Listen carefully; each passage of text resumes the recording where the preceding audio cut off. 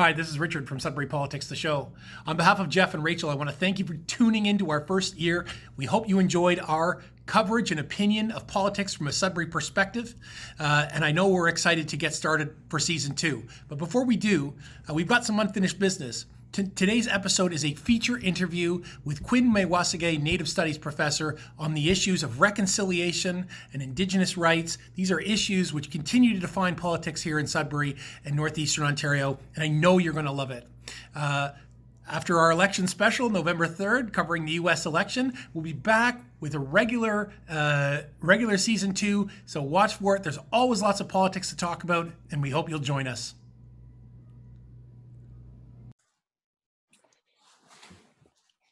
Ani, to all of our favorite Sudbury Politics, the show followers, and Ani as well to my friend Quinn Meawasige. Thank you, Miigwech, for coming on to our show today to talk about Indigenous issues and the importance of them and what they mean to you. So I know for everyone listening, you're now an Indigenous Studies Professor at Fleming College. Congratulations. Thank you. And you're an Ojibwe, of course, from the Serpent River First Nation. Yes. So I don't know if there's anything else you'd like to add, but I wanted to introduce you to everyone who's watching. Yeah, awesome. Thanks. Yeah, thanks, Rachel, Richard, and Jeff for having me. I appreciate the intro and for creating this space. Just a little disclaimer. My views do not reflect the views of Fleming College. I got to say that I'm not an official spokesperson for any specific First Nation or representative. So, I'm just an Anishinaabe and Ojibwe person here, sharing a little bit about my experience and a little bit about the things that I know. So I appreciate you making the time. And your love for the Toronto Maple Leafs. You know it. You know that. Oh, yeah. You see that? Oh, I'm a diehard. Yeah. Awesome. Sweet. Well, how's that working for you? It's all right. George Thornton signed on. We'll see what happens. We got some D strengthening up the blue line. So, we'll see where it goes. As long as you live till 200, you'll probably get a cup. Yeah, well, we'll see. I'm a hopeful, optimistic. So. No, there's a joke there about what's going to come first in this country: the Leafs win the cup, or we see some true reconciliation, that sort of thing. I mean, I don't quite know where to place it, but there's anytime you bring up the Maple Leafs, you can say that the cup is in some faraway future imaginary place between now and then. Quinn, thanks so much again for joining us. My first question is super broad, and it's great that you kind of pointed out you're not a spokesperson. You're not coming as someone from speaking on behalf of a larger group, just as yourself. Because my question's about that. It's really focused on what you and your family have seen as the result of the federal government, really staking out territory back in the 2015 election, again in the 2019 election, saying that, reconciliation and a new relationship with Indigenous people, First Nations across the country is important to them, is the priority. 5 years from that commitment, have you seen anything change? Yeah, that's a pretty big question. We can take up a lot of time for that question, or I can try to be brief. But essentially, we really have to understand what was the intent behind this, and what does reconciliation even mean, and like historically looking back at what the relationship was leading up to this point in time. And, there is not the best history, like, the relationship between the Crown, later the Canadian government, and Indigenous peoples was something that was, I'm not going to sugarcoat it. It was rough. There was a lot of even policies, legislative policies that were introduced, by the Canadian government. It did not make it easy. There was attempts at assimilation. So there was a lot. It was a very challenging history and relationships. So the idea of going forward, is how can we best, reconcile that relationship, something that's really important. And that really comes down to the spirit and intent of those treaties. So when the Crown entered into treaties with, the signatories of those treaties from the Indigenous nations, they understood that this relationship needed to happen. That, as time went on, that they needed to be able to coexist amongst each other. They needed to be able to learn and benefit from each other, share the land, share the resources. And so it was always coming from that place, a place of a good relationship where both benefit, both the settlers, the early newcomers, and Indigenous nations, where they can coexist, right? So going forward in history, and you're looking at, a lot of the policies, you're looking at the Indian Act, the Gradual Civilization Act prior to Confederation, you're looking at residential school systems. All these policies that exist were essentially meant to eradicate the Indigenous peoples. They were meant to eliminate the federal government's fiduciary obligations to what is status Indians, and completely eliminate the legal distinction and status of Indigenous peoples within the Canadian legal framework. So the idea of reconciliation is to, correct those wrongs done, is to do a history lesson, is to start to really understand what those truths are. Based off those truths is how you can pave a path forward, because that's really important, is how can we, move forward where we continue to both benefit from each other, or maybe shift some of the power imbalance, right? So I don't know if that answered the question. And so what is being done? There's a lot of really cool, hey, look at this, look what's going on over here, right? But is there any ground that's actually being, is there, I don't know how to explain it. There's a lot of really cool things that you put up and be like, this is the stuff that we're doing. These are, the things that we might like to acknowledge, but, when it really comes down to it in terms of the policies, the funding, the opportunity, the distribution of power, and the governance aspect in the communities, there's, not much, lot more work to be done, if I'll say it like that, I guess. Cool. Yeah, that's a great overview, and I really I appreciate the broad view. We need to get that all on the table, and that's why I asked it so broadly, and also because this government's made such a commitment. That's why, if there's anything, if there is one example that you can think of, that you can point to within recent history to say, yeah, that's a step in the right direction. Is there anything that stands out to you? Oh, well. Or is it all window dressing? Like you kind of, yay, yes, we commit to you. But is there anything that's actually happened that you can say is a something to build on? Well, there's definitely, some changes in policy. There's been a little bit of space made for Indigenous peoples to exercise their rights. The Supreme Court is doing a lot of that. It's being like, hey, actually, according to the Constitution, Charter of Rights and Freedoms, the treaties, which are recognized, in the highest law of, Canadian legal framework, right? The highest law of the land, I guess, are starting to recognize that. But when you really think about, is there one moment, a point in time that says, hey, look, something is happening? I don't know if I would point to a very particular time. There's a lot of recognition that's happening. There's recognition of their rights. There's recognition of, the United Nations Declaration on the Rights of Indigenous Peoples.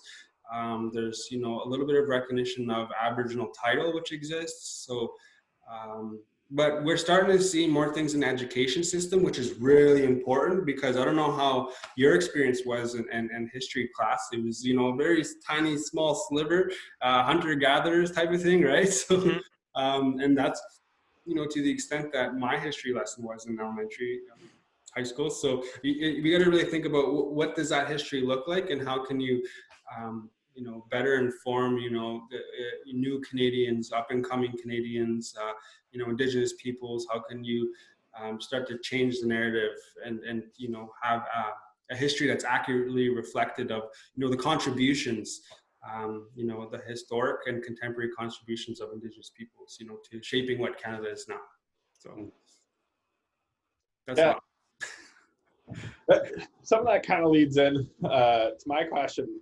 You know, clearly there's been wrong done, right? And as you know, people who need to make some ground up and find some way to work better with First Nations and Indigenous people, it can be difficult sometimes because you're worried about tripping over the wrong language, you're worried about saying the wrong thing because you were brought up in a culture that, you know, wasn't saying the right thing.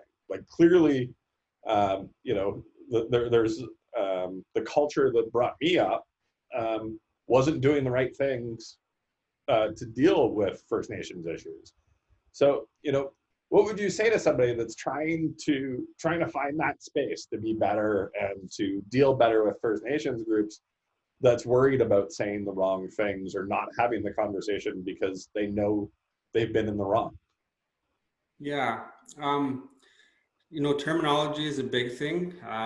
You know, before the Constitution of Act of 1982, the term Indian was widely used and accepted. Now it's almost considered a derogatory term, even though some older Indigenous people still use the term Indian. And then you have Aboriginal, which was then an accepted term after the Constitution because it was written into the Constitution. Now it's not really a generally accepted term, so even terminology can be challenging. So the term Indigenous is just overarching and captures all of the Indigenous nations within Canada. So if I were to say is just be open about your intention, you know, is be really open about your intention. And that's one of the things that, you know, part of, I don't want to say like the philosophies or the values that we have, but you know, when we go hunting or we harvest or we do something that's on the land in community, it's always intentional. There's always intention behind, you know, what we're doing. So when we put out offerings out to the land, to the animal for something, you know, that we harvested, you know, we let that animal know, the spirit of that animal, our intention. You know, we're going to feed our family, our community. We're going to make use of everything in this way.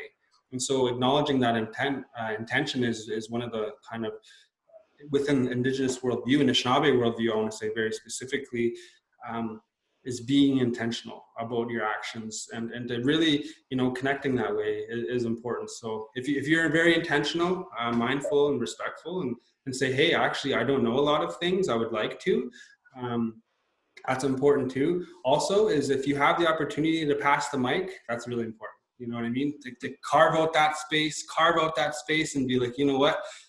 Here's the mic, you know, I think it's your time, right? Like that's important too, right? So I know that there's times that hasn't happened, but we're starting to see those spaces being carved out within different institutions. And it's really good. It's, you know, allowing for Indigenous people to tell their own stories, for Indigenous peoples to be the authors, the writers, you know, to be able to talk about Indigenous issues. Where in the past it was about Indigenous peoples without Indigenous peoples, right? So it's about like, hey, let's change that narrative and, you know, let's like create that space. So that's what I appreciate you having me on to share a little bit. Yeah, one of the other questions I have, so living in Canada, we're always subject to American culture, press. You know, it has a massive impact on the discussions in Canada. Race relations is blown up in the US, and you see that coming to Canada. You've seen teams change their names that refuse to do it for decades. You've seen Black Lives Matter have a larger presence in Canada. The Black community in the US has, you know, some very unique racial issues because of slavery and because a lot of them have no connection to the culture of their ancestors. In Canada and the US, from my knowledge, that's happened to Indigenous people as well. In Canada specifically, you have the Indian Act. You have legislation that is racial, right? You know, not to diminish any of the other issues out there, do you find it difficult to find space to have the conversations with all of the other chaos that's going on right now, or do you find that's helping you have the conversations that need to be had? Yeah, there's definitely some challenges. Like, you know, when you think of BIPOC, Black and Indigenous people of color, you know, there's some intersectionality that exists there. There's, you know, overlapping shared identities, experiences. But, you know, for Indigenous peoples, specifically First Nations or status Indian, there is that Indian Act, right? There is legislation that is very specifically targeted to regulate the lives of status Indians, and you know, the daily lives of status Indians, right? Their reserve lands, you know, there's election codes, there's, you know, so their governance systems. So it's really hard to bring light to all these, because there's a lot of stereotypes, there's a lot of myths that exist, and you know, it's really hard to break those myths. You know what I mean? It's really hard when you have an education system that doesn't necessarily, you know, educate, leaves things out, or, you know, just completely doesn't acknowledge it at all, right? So I don't know how to answer that question. There's challenging, you know, it's just we support, as an Indigenous person, you support other people and their struggles as well, right? You want to acknowledge their struggles and their issues. And the idea of solidarity is, you know, showing up when you can, being present and showing up, right? Putting in the work when you can. And, you know, the idea of that reciprocity, you know, when it comes time where we have an issue or something that, you know, needs to be brought to light, that, you know, that solidarity and that reciprocity would exist, so that, you know, we can both, you know, or together, you know, everyone can bring light to, you know, different issues that, you know, affect different people, right? So I don't know if that answered the question. I tend to dance around things sometimes, and so if you let me know, if I'm like, hey, that you completely missed it, let me know. Well, like, I think it's unfair to a certain extent to ask any individual to speak on behalf of everyone anyways, right? So it's really just the experience that you've had, you know, and you know, to me, it's a yes and conversation that needs to happen. There's issues with general racism in Canada.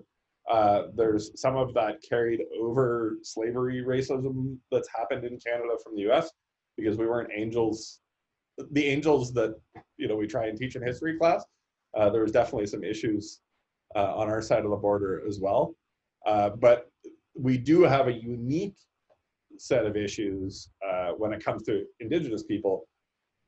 There's the general on the street racism that people see, but there's legislated racism that continues to exist, right? So it's, you know, is it easier to have those conversations? Are you personally finding it easier to have those conversations now, or do you find that the media is drowning? There's just too much going on. Yeah, media definitely does not help. I'll say that much, especially what's happening south of the border. I think there's this thing where it just sucks everything up, and then all these other issues just get left on the side. So, you know, but some of them need this space, some of them need like the light, and they need, you know, the attention, but it's really challenging. You know, I do a lot of organizing too. So organizing on rallies, community demonstrations, you know, community organizing. And so there's definitely a lot of, you know, education that needs to happen. You know, I would say there's an older generation as well. So baby boomers and the generations afterwards, their level of education around certain issues is very limited. And so I'm going to share something, just, you know, not naming any names, but, you know, in my class, some of my students, when I talk about some of these myths, they're like, whoa, you know, that's what I heard from my grandparents, and my dad used to say things like that, and I kind of felt weird about it, and I didn't know how to say anything, you know. So it was like, how do I address this, right? So it was just, you just kind of sat in it, and you just like, okay, whatever. And then so when someone actually challenges that person who actually has those myths, it's you know, it could seem like an attack on them. So it's just some of the students that I had, they're like, oh my God, I never knew these things. They're actually factually incorrect, and they're being shared, and they're damaging to Indigenous peoples. You know, so I'm starting to see that shift in some of the students I have, and they have these aha moments where they're like, "Whoa, I get it. This is wild," and I'm like, "Whew, I'm doing something right," you know. So. Yeah, and I'm sure those memes at the end of class there every day, Quinn, help with the engagement. So I want to take the conversation a bit of a new direction here. And I know you briefly mentioned community hunts. So I wanted to chat a bit with you about today about Indigenous hunting and fishing rights, as I know that's kind of another of your area of expertise. And I thought maybe you could elaborate a bit more on the community hunt, perhaps wild food banks, and just kind of wanted to talk about if you see First Nations exercise of these rights as a way to help with the issue of food security in some of these Indigenous communities. So I'll kind of throw that one out to you. Yeah, that's a really good one. That's something I'm definitely passionate about is community. So inherent rights, fishing rights, or like treaty rights specifically? Because I can go like multiple ways with this topic. So for sure, yeah. I was just thinking generally, like with hunting and fishing for First Nations, like if we're looking at this political issue of food security in these communities. Do you think that, like things like the community hunt and the wild food bank, do they help with the food security aspect? Because I feel like as a non-Indigenous person, I've learned a lot in the recent few years about these practices that I had grown up and been completely unaware of that you guys do to provide for the community. And I think it's really important that we talk about that. Yeah, for sure. So something I just learned, some food banks are funded, right?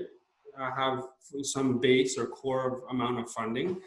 And so in some instances, when they are funded like that, they have actually regulations from the funder, whether it be provincial or federal. I can't say what the government is the funder, but I just found out that there's one community who wasn't allowed to accept wild game into their food bank because it wasn't stamped by a health guidelines or anything like that. And because it was funded, they could risk losing their funding to support their community, right? So that's just another example of how this policy, how these regulations go to limit the ability of a community to support its members, right? So but the idea of a food bank, a wild food bank, is amazing. The idea of where there's long history has severed a few ties with some families who used to have hunters, who used to have fishermen, who used to have people who harvested and lived off the land, and then there was this all these policies stopped it, and fewer and fewer people were going out. So the idea of this wild food bank addresses not only food security, but food sovereignty, to be able to take control of your own food, to exercise your right to be able to subsistence harvest, so that you can provide for yourself. Like that's something that, Indigenous peoples never gave up through the signing of the treaty. That's something that, they should be able to exercise, today. So I just seen one in one of the communities. I don't want to start naming names. Maybe I could, I don't know. But one of them, a neighboring community, they actually had this food bank, and they stopped by. It was like this poster that went into the community. Stopped by, a bunch of people dropped off some moose meat. Stopped by while supplies can, and they gave certain feeds to households. And so people who I have never had moose meat in like over 15 years, it was just like, hey, thanks. This is what my mom or my grandparents used to feed us. And, it was just reconnecting in that way. So the idea of a food culture in our communities is so important. And this will help to bring back that food culture in our communities. So it's really cool. I really like seeing it happen. Absolutely. Mm-hmm. Well, I mean, Quinn, it's hard. It's an easy jump to go from accessing hunting and fishing rights for for both subsistence as well as cultural connection to getting into what's going on the East Coast. And we could spend a whole series talking about fishing rights or hunting and fishing rights and the relationship between settler culture and Indigenous people when it comes to those rights intersecting. Obviously in the East, in Nova Scotia, and to a little lesser extent maybe PEI, there's a very hot conflict right now. But I think we know that here in Northeastern Ontario, it's not always a rosy picture either. Can you give us some thoughts about what the current conflict that's kind of playing out in Nova Scotia, can teach us or means for us here in Northeastern Ontario? Yeah, that is a very complex issue. Yeah. Happening. It's not just it happened just recently. It's like a continuation from there's the burnt church crisis, I believe it's called. So it was the burnt church First Nation. I believe it was between the 1999 and the early 2002 or something like that. So so that was a dispute, and this stemmed from the Marshall's decision. So the Marshall's decision, 1999, the Supreme Court, it went in favor of, I can't remember his name, Daniel Marshall Jr. or something like that. I can't remember his name, but in favor of him, allowing him to harvest, outside of, regulated fishing seasons and able to provide for themselves, right? So these kind of microaggressions that exist, to outright racism isn't something that's just unique to, Nova Scotia. This is something that, you see all the way across. This is something that, we Indigenous peoples have been struggling with for, since the early time of, since Confederation, since before Confederation as well, right? With the relationship of the early settlers and the British Crown. So I'm not too sure if there's anything to learn. Is that what it is? What can we, we're watching this from afar, and it's sure it's not the first time, and it's not the first time in Canada, but we're watching this. Besides, feelings of, I personally have, and many others, of general support for people that are trying to make a living, have rights to that fishery. What does it mean for the interaction between the people that are using lakes and woods here in Northeastern Ontario? How do we make sure we don't fall into the same kinds of problems? Maybe is the question. Yeah, it's definitely an issue on what people need to understand what inherent rights are. So treaty rights, Indigenous peoples don't get their rights from the treaty. And that's a very important distinction because, treaties acknowledge the rights that were already existing, and they affirm them, right? But my rights as an Anishinaabe don't come from the treaty. It's almost like the settlers or the other signers of the treaty get rights from the treaty. I don't really get no rights from them. They affirm some hunting rights, but the treaties made way for settlement, essentially. They made way for settlement through parcels of land. They made way for resource development. And so it almost seems like, the settlers got a better deal from the treaties than Indigenous peoples, right? Again, that's just my over time trying to understand what it is, and because the treaties recognize, the right to hunt and fish and to harvest, the right to access to land. And because it's recognized in the Constitution of Section 35, these rights are, Canadian law. They're not up for negotiation. They're not up for debate. They're, in order to change treaty rights, you got to change the whole Constitution.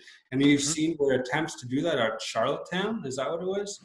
Charlottetown and what was the other one? Meech Lake, Charlottetown Accord. There's been a couple of chances and they've all failed. Yeah, Meech Lake Accord too, right? So those were they're big feats to change the Constitution. So in order to change any type of rights that are Indigenous rights around fishing and harvesting, which are recognized in treaty, you got to change the whole Constitution. So people need to understand that. And it's not that we're, Indigenous peoples are fishing to deplete the resource. Like what I challenge Indigenous harvesters as well is that we may have inherent rights, but we have responsibilities. And that's really powerful. These responsibilities that we have are to the fish. We have these responsibilities, to our community, but we have responsibilities to this term. And it's a very beautiful term. It's called Waabindaazijig.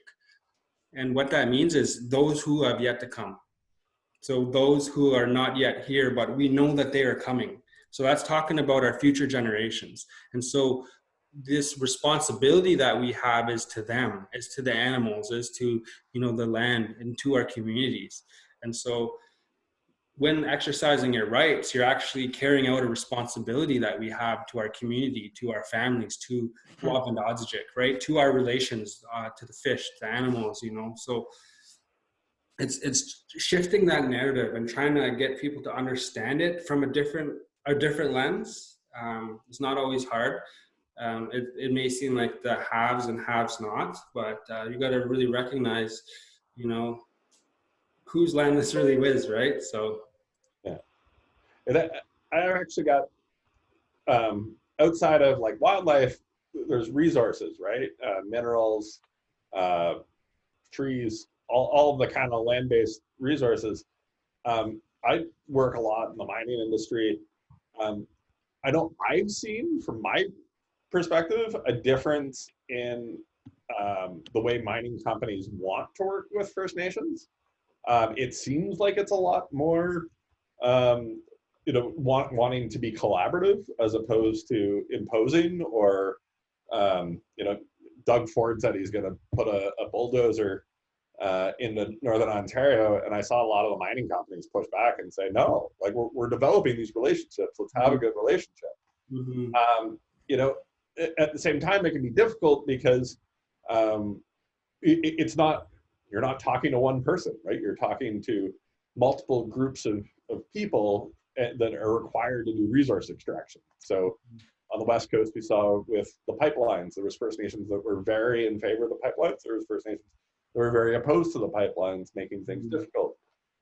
What do you see as the best path forward in having those conversations about resource development and about, providing some wealth back to these communities that sit on the resources?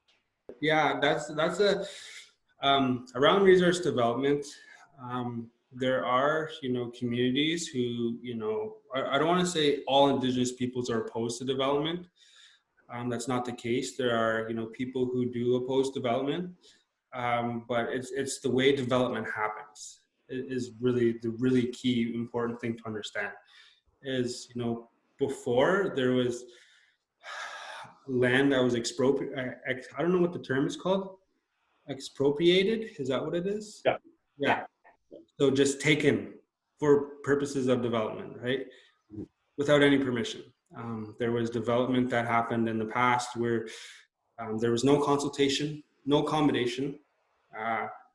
There was no involvement of, any input from the community on how it impacts, and there's a lot of mistrust actually as well from industry, between the communities, I know in my area there was a cottage lot development that was happening, and there was an archaeologist that was brought in, and they provided almost essentially a falsified report about the land that was proposed to be developed, and said that there wasn't any archaeological significance there. But then it was whoa, there's actually burial sites here, people are buried here, there's people lived here, we have oral stories of the use of this land here.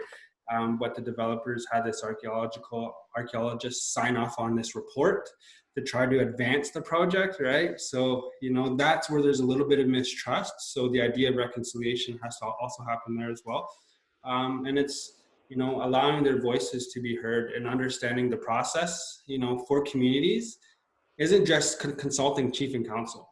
When we consult, the community, you talk about a longer process that's more in depth, that's like reaching out to community, hosting community and saying, these are the issues, this is the proposed development, here's the proponent, here is who the proponent is and their past work, here is the environmental assessment, this is, you know, any type of impact benefit agreements, you know, here are all these things that, you know, the community needs to have a say on or need to be informed before they can have an informed, you know, vote or say on to, you know, any type of development, right? So it's just sometimes development happens at this pace where it's like it's got to be really quick and happen so fast, right? And so I understand that's just, you know, how business happens, but, you know, we are Indigenous peoples, you know, I don't want to speak on behalf of everybody, but tend to be a little bit more mindful, you know, when, you know, choosing development, and the process can be a little bit more in depth and can take a little bit longer. So. Yeah, and I think the consultation piece as well. I used to sit on our hospital's research ethics board, and it just got me thinking. I remember someone coming in and saying the importance of course, consulting with the Indigenous communities for these developments, but also when it comes to things like research and like there's lots of different areas of consultation I think that people neglect or they forget about, and so I wanted to add that while I was thinking about it. And the last kind of topic I really wanted to pick your brain on today, Quinn, is language and education. Mm-hmm. So I guess in terms of land-based education, I wanted to ask what this means to you. What does this look like to you? Mm-hmm. Yeah. And why it's important to me too. It's, I think I mentioned it earlier, is that the relationship piece or the piece around the responsibilities. So a lot of, you know, that relationship to the land has the worldview in it, you know, so the way we understand our world and relationship in relation to the world as an Anishinaabe person, myself in relation to the moose, myself in relation to the fish, to the land, the waters, how I respect the land, the waters, how I, you know, interact, you know, with the land and waters, the reciprocity that exists. When you start to bring, you know, people back out onto the land and around, you know, Indigenous lands-based education, you really start to get into, like, I don't want to say the more philosophical ideas or worldview, but you start to learn a little bit about the teachings and how you interact with the land. And that can inform of how you interact with yourself, how you interact with your family, your community, your nation, your roles in those different, you know. And so strengthening your relationship with the land, with your community, with your family is really important. And that helps, you know, through the, you know, we hear about intergenerational traumas. That's, you know, lands-based education, lands-based work is a process for like intergenerational healing, right? So you're like stopping this, you know, mean, nasty, ugly cycle of trauma that exists generation after generation. And you're saying, you know what, going forward, we're going to implement, you know, these practices of intergenerational healing, where, you know, we're going to stop these cycles, and you know, we're going to start to, you know, to learn and to, you know, put more healthier cycles going forward, right? So that's language is definitely tied to that. And when I've been learning the language myself as an Anishinaabe person, the way I understand things is a little bit different. It's a lot more kinder. It's a lot more direct too. So you don't dance around questions like we do in English. It's like, this is the way it is, and that's how it is, right? So, and it's just, it can definitely change and shift the way you understand the world. You know, learning, you know, speaking a different language, you know, the way things are said is a little bit different than English, right? So there's some terminology that doesn't even translate at all. It's just, there's no terminology, just does not exist. So that means those ideas, you know, like the idea of cede and surrender when the signing of the treaties, the idea of giving up your land and ceding it and surrendering and selling it as like fee simple property, that just, those concepts did not exist, right? So you got to understand, you know, during those times, during those, you know, signing of the treaty, how that language barrier and the ideology that exists really, there was two different views on what the treaty was, right? So I know I kind of looped it back to treaty from lands-based education. So sorry, I'll do that sometimes. I don't know if that.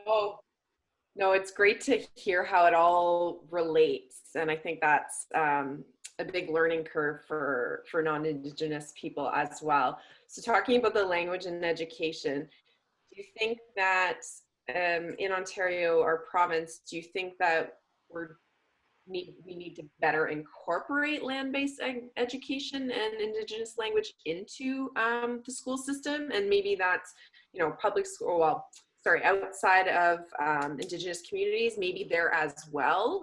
What do you think?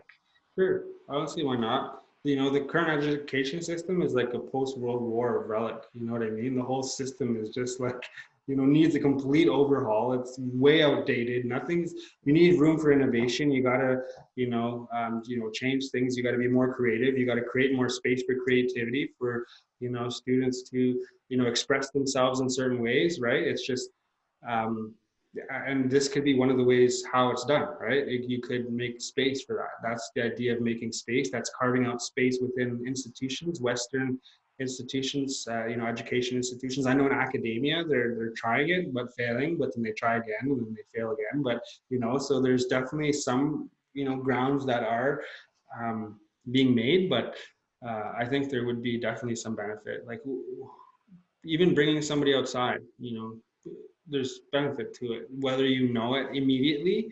It's hard to say this is the value that it has, right? Like, because it doesn't create, workers, in order to contribute to, capitalism and all these other things, right? You got to be able to be a bit more mindful and allow for a lot more creativity and space for, different types of learning to happen, right? So. Absolutely. So I think one last question for me, just on the language piece. So I know, for example, the federal government came out last year, said we have this Indigenous Languages Act that we've implemented. It's going to help over 90 Indigenous languages from, eroding further or becoming extinct. Do you see this? Do you share a concern that there's this risk of, Indigenous languages in Canada eroding? Yeah, it's definitely happening right now. There needs to be significant investment in legislation. What level was the extent that the Indigenous peoples had consultation into legislation that would directly affect them in their communities? I'm not entirely sure. But there needs to be definitely some type of investment, and it can't be band-aid solutions. It can't be top down. It's got to be bottom up. Like anything, things in community are most successful when they are driven by community, when they are informed by the decisions and, the best practices of community.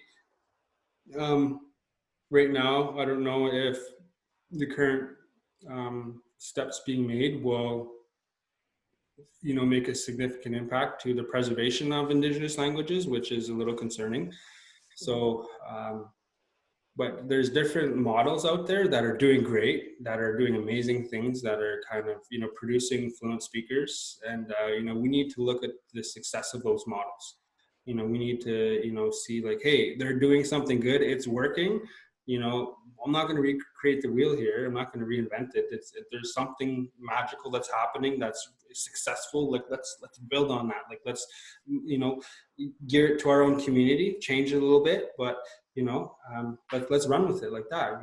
So, but that costs a lot of money. And so that's the reality is it's going to take a very significant investment. And how much does Canada value Indigenous languages? Well, there's a price tag to it. So what would that price tag be? And that will show their level of how much they value Indigenous languages. I think that's what it'll come down to. Absolutely. Well, Quinn, you've been super and wonderfully enlightening, and hopefully to our viewers as well, and all of the politicians that we hope are watching and listening into. So again, Chimigwech for coming on the show, Professor Quinner. It was awesome to have you on here. And I don't know if you want to say any last few words, but yeah, we're very grateful. It was a pleasure. Yeah, I think one thing too I'd like to say is, there's this new standard that's out there, and it is recognized within the United Nations Declaration on the Rights of Indigenous Peoples, and that is free, prior, and informed consent, the right to self-determination. Those are really important. The right to determine our own futures is very important. The right to, you know, to have free, prior, and informed consent is also very important. So I know there was a lot of discussion and, you know, the House, or, you know, I'm not too entirely sure of, you know, there's the House of Commons, there's something, you know, 2 levels of government, right? So, and I don't know if they necessarily like the idea of free, prior, and informed consent around development for Indigenous, you know, First Nation communities. But if they want to have some type of meaningful, you know, changes happening, if they want to, you know, this relationship, it's something's got to give. The current path is not, something's got to shift, a cultural shift. There's got to be this big shift that has to happen in institutions, in the way Canada does things, in the way that Canada understands things as well, in order to have, like, you know, a meaningful, you know, and it's not like you can just achieve reconciliation. You can't just get there someday and be like, we did it, awesome, sweet, we're done. It's something that has to be integrated. It has to be, you know,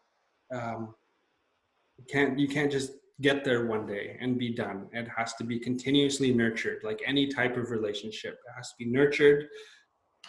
It's got to be invested into it. So I think that's, yeah, something like that. If that kind of, yeah. Yeah, I think those are great words to close on, because it's true. I think, yeah, people are focused on this end goal sometimes with reconciliation, but it's important to remember that it's a journey too that will likely evolve and needs to be integrated. And we won't close with a meme, but in your honor, we'll be thinking about it. So everyone, thanks for listening, and until next time.